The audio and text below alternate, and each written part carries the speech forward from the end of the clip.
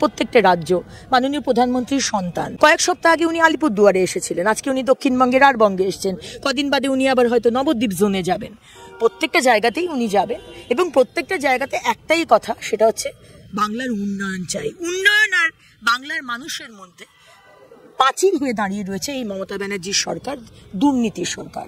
আমরা পেটি পলিটিক্স করি না, আমরা চাই রোহিঙ্গা আর অনুপ্রবেশকারীরা তারা এখান থেকে যাক।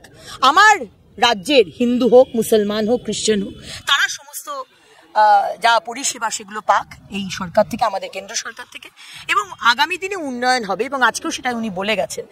৫,৪০০ কোটি টাকার উন্নয়ন শিলান্যাস মাননীয় প্রধানমন্ত্রী আজকে করে দিয়ে গেছেন দুর্গাপুরে। আমাদের ইস্কোতে, আমার এলাকাতে বিরাট এক ইনভেস্টমেন্ট হচ্ছে, হাজার হাজার কোটি টাকা। সুতরাং ভারতীয় জনতা পার্টি মানেই হচ্ছে মানুষের পাশে দাঁড়ানো এবং উন্নয়ন। তাই মাননীয় প্রধানমন্ত্রী আজকে বলেছেন যে আমাদের একটা সুযোগ দিন। সবাইকে সুযোগ দিয়েছেন, কংগ্রেসকে দিয়েছেন, সিপিএমকে দিয়েছেন, তৃণমূলকে দিয়ে দেখলেন। প্রত্যেকে আপনাদের সাথে প্রতারণা করেছে। ভারতীয় জনতা পার্টি সুশাসনের সরকারকে একবার সুযোগ দিন। বাংলা হান্টের আরো খবর দেখতে নজর রাখুন। বাংলা খবর মানেই বাংলা হান্ট।